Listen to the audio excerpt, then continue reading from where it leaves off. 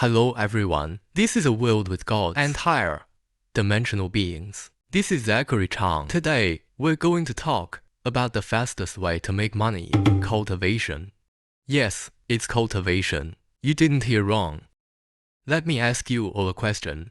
In Chinese history, who became enormously wealthy through business? Can you name a few examples? Shai Cheng, Dao Zhugang Shen Wanzhen, Fan Li. Fan Li is Dao Zhugang. They're the same person. Shai Cheng doesn't count because he didn't engage in business. He became wealthy through government service. In Chinese history, the most famous figures who became incredibly rich through business are Shen Wanzhen and Fan Li. They both share a common identity. They were disciples of Taoism.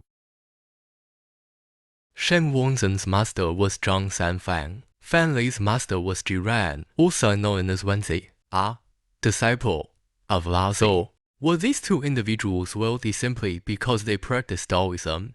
The answer is yes. They both rapidly accumulated wealth through cultivation. Let's start with Shen Wanzhen. Shen Wanzhen fled with his father from Wuxing due to a flood to Zhouzhuang, which is now Nanxun in Hushu. They started their life there by farming, engaging in agriculture, living off the land, surviving through farming during the turbulent late Yuan dynasty was impossible. So how did Shen Wanzhen succeed? Because of one person, Zhang Sanfang. To understand this, we need to talk about a place, Fan Lake. Fan Lake is my birthplace, outside Suzhou City. It's now Wujiang district in Suzhou. I spent my teenage years there. Shen Wanzhuang's rise is closely tied to Fan Lake, which the outside world generally knows nothing about. Historical records are also vague about it. Let me tell you about it. After Shen Wanzhen met Zhang Sanfang, he gained Zhang Sanfang's appreciation. Later, to avoid attention, they arranged to meet in the peach grove, several miles from Zhouzhuang. This peach grove is on the shore of Fan Lake. Here, Shen Wanzhen learned Zhang Sanfang's Taoist techniques, namely, the Taoist Golden Elixir method. Shen Wanzhen cultivated according to this method, and under Zhang Sanfang's blessing, he quickly underwent a transformation. Afterward, Shen Wanzhen continued his business dealings while cultivating in the model world. But at this point, Shen Wanzhen was at most a small landlord and a small merchant doing business in Suzhou City. Far from being a wealthy tycoon, it was at this time that Shen Wanzhen's second benefactor appeared, another wealthy man from Fan Lake, Lu Dayun. Lu Dayun was very wealthy and very charitable. He built bridges and roads, established private schools, and provided free education, earning high regard locally. After Shen Wanzhen was enlightened by Zhang Sanfang, his life took a different turn, radiating an aura of success. His modesty added to his reputation, and his fame grew locally. Naturally, this caught Lu Dayun's attention. After several inspections, Lu Dayun arranged to meet Shen Wanzhen. They hit it off immediately, having very congenial discussions. Lu Dayun was impressed by Shen Wanzhen's business acumen and philosophical outlook, especially his deep understanding of Taoist philosophy. In the end, he decided to entrust his assets to Shen Wanzhen. You see, at that time, Lu Dayun owned 1/3 of Suzhou's farmland, not to mention his other assets. Shen Wanzhen, after obtaining the assets of the wealthy Lu Dayun from Fan Lake, Shen Wanzhen immediately opened up another business. That's the transshipment. In today's words, it's international trade. Then Shen Wanzhen went all out. Assets grew geometrically. Soon he became the richest man in the Ming Dynasty. So what kind of method did Shen Wanzhen use to get rich quickly? Is it just because Shen Wanzhen's reputation with Lu Dayun and became rich quickly? Lu Dayun. Is it just because of Shen Wanzhen's good reputation with Lu Dayun and entrusted his family's money to him? Obviously, it's not enough. To answer this question, it's necessary to take a look at another business genius, Fan Li. I believe that after listening to Fan Li's story, everyone will understand the reason behind it. Fan Li is a disciple of Master Wan. Master Wan has passed down the Book of Zhuang. Fan Li is the first heir of this true scripture. He is a true disciple of Taoism. Fan Li assists King Yue. 10 years of reunion, 10 years of hard work story. We're all very familiar with it. But what we care about here, how Fan Li made money. After giving up Yue Wang, how to make money after abandoning it. Fan Li then, after leaving King Yue, fearing Yue Wang's chase, so go by land and sea to the sea. Then I turn to chestate. It's Shandong now. Fan Li's first business in Shandong was fish and salt. That is, selling seafood and salt. So these are not enough to make Fan Li rich. Fan Li is the originator of the application of Taoist thought to business. A bad drought, stricken state, rain is the vehicle. People abandon me. The story of taking it after the dog cooking. Everyone should have heard more or less. So it's not going to be repeated here. Fan Li is a master who applies Taoist to the extreme. I only mentioned one little story about Fan Li here. Let's talk about the relationship between cultivation and making money. Back when Fan Li was in Dayi, he learned that Wu Yue needed good horses from the north, but due to severe transportation and banditry, no one dared to engage in such business. But Fan Li understood one thing. There was a man named Zhang Zidong in the city, who regularly transported linen to Wu Yue for sale. Due to the years of back and forth, all the bandits along the way, he had already bribed. So Fan Li came up with a solution.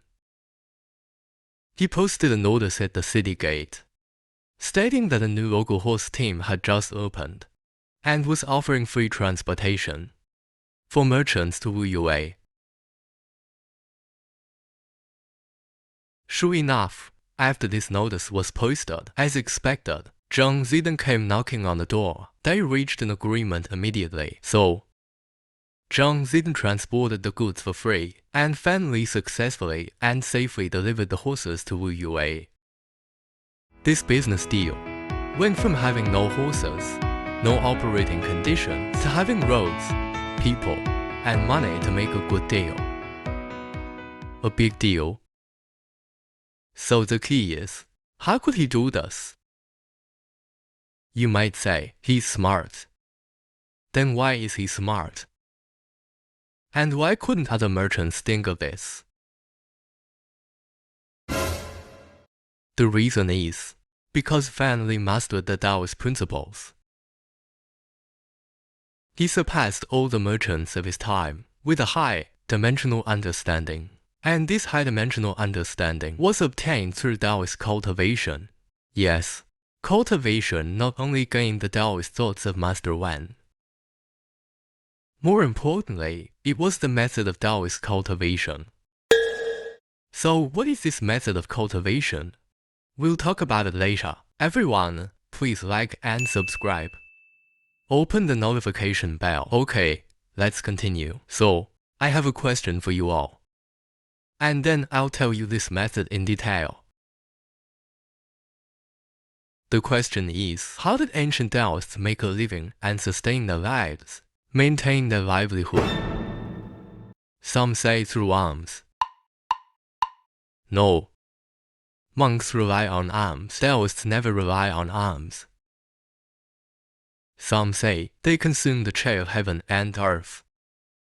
That's not wrong. But this realm is too high. What about before reaching this realm? Okay, let me tell you. There are mainly two methods, and the latter one is key. The first one, if it's an ordinary Taoist, they generally understand feng shui, divination, drawing talismans, and perform rituals in temples. These incomes can basically meet the living expenses of Taoists. The second one, for Taoists with sect or lineage inheritance, they cultivate themselves. To achieve the transformation of essence into which change their own state, transform their own physical body, to elevate themselves from a low-dimensional state to a high-dimensional state of life. This is the key. After achieving this, you will naturally have money. This money will come to you through various means, such as discovering opportunities, receiving gifts, and so on. So Taoists never rely on alms, and their lives are not austere. Moreover, they don't just meditate in deep mountains and forests. They are more focused on engaging with the world. They drink, eat meat, and also indulge in worldly pleasures. The balance of yin and yang is called Tao. These are all normal human affairs. Here, I attach a poem from the Taoist master Zhang Sanfang, The Rootless Tree in the Forest. You can read it carefully by yourselves. Now let's talk about this method of Taoism. In the methods of Taoism, alchemy is one of the most important. Taoist alchemy is divided into internal alchemy and external alchemy. External alchemy involves the use of minerals, such as mercury and lead. A type of elixir refined through high-temperature processing assists in the practice of internal alchemy. There's also the belief that consuming it can lead to immortality. But that's not the focus of this text, so let's not dwell on it for now. Let's talk about internal alchemy. Internal alchemy uses the human body as a crucible. It involves sitting in meditation to open up the body's energy channels and refine the elixir of immortality, transforming ordinary individuals into true immortals. This means elevating oneself from a low-dimensional state to enlightenment. Don't take enlightenment too seriously. Enlightenment also has levels, from low to high, from basic to advanced. As your understanding and practice advance, you'll perceive changes in the world around you. You'll become more perceptive and wise. You'll see things that ordinary people can't. And you'll naturally spot opportunities that others overlook, including business opportunities. Others will be drawn to you, eager to understand your various charms. Simply put, at this point, you're like a high-quality planet in the universe. All planets with qualities lower than yours will be attracted to you, orbiting around you. At this point, money becomes a minor issue. Money is naturally drawn to you, orbiting around you, following you. This is what's known as money-chasing people. Shen Wanzan obtained wealth from Lu Dewen for this reason. So practitioners of virtuous methods generally don't like money. Tibetan Buddhism even claims that practicing will ensure wealth.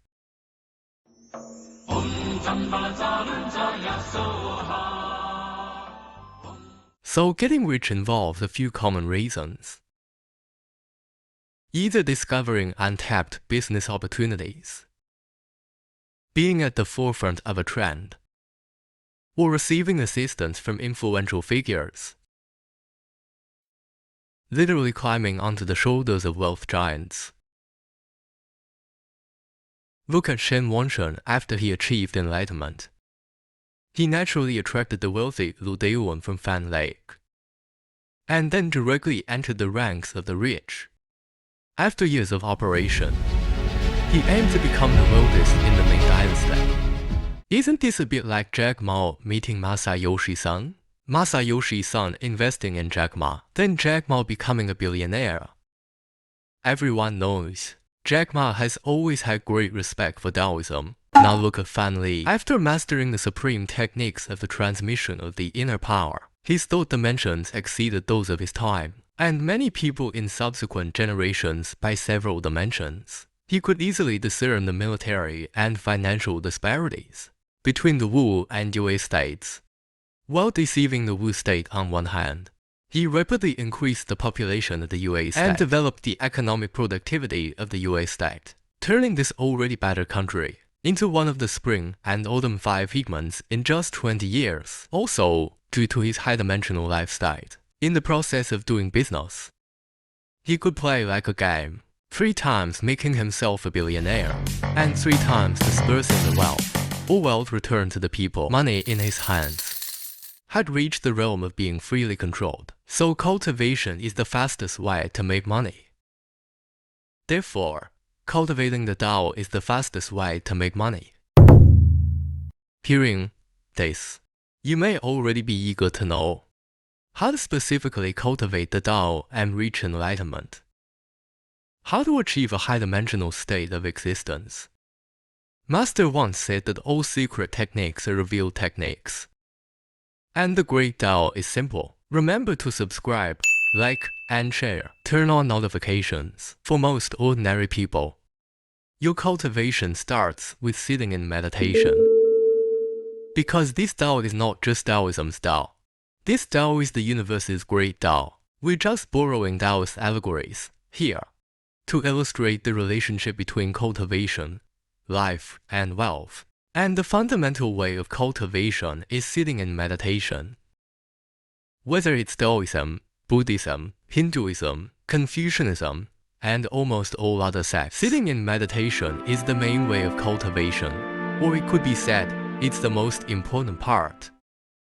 Meditation has also been scientifically proven to be an important way to change telomere length, because telomeres affect human lifespan. About telomeres and meditation.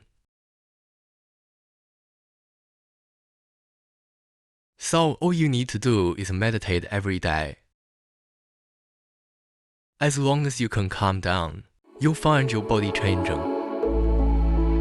your cognition changing, and your relationship with the surroundings changing. Life and wealth also undergo changes along with it. So believe in yourself. As long as you start doing it, your transformation has already begun. Even if it's just achieving basic enlightenment, you've already surpassed most who haven't practiced. Your finances will also change. Of course, if you can also pay attention to your daily, interpersonal relationships while meditating, accumulate good deeds, it will certainly be even better. Regarding this aspect, you can check out another fellow townsman of mine, also from Fan Lake. Yuan Liao Orphan's book The 4 Lessons of Liao Fan. If you're interested, you can find it online to read. As for the methods of cultivation and specific meditation, there are many schools of thought. Here are a few simple tips. First, when meditating, try to sit cross-legged if possible. That is, practice the lotus position. If it's difficult, you can start with a single leg or natural position. And that's okay. Moreover, the duration of a meditation session doesn't need to be very long. You can start with short sessions. For example, several times a day, such as 20 minutes in the morning, 20 minutes at noon, 20 minutes in the evening. Then, as all aspects of your body become accustomed to it, you can gradually increase it to half an hour or an hour. When your body is adapted to it, you can gradually increase it to half an hour or an hour. Also, if you have many distracting thoughts during meditation and like to think about various things, that's okay. You don't need to suppress them, you can let them come, and once they've passed, you'll naturally be able to quiet down. Additionally, learn to perceive the connection between the external environment and yourself. Lastly, don't pursue gains. Just do what's right for you. Just meditate. All changes will naturally occur. It's not about seeking, but doing. Alright, that's all for today. Thank you all.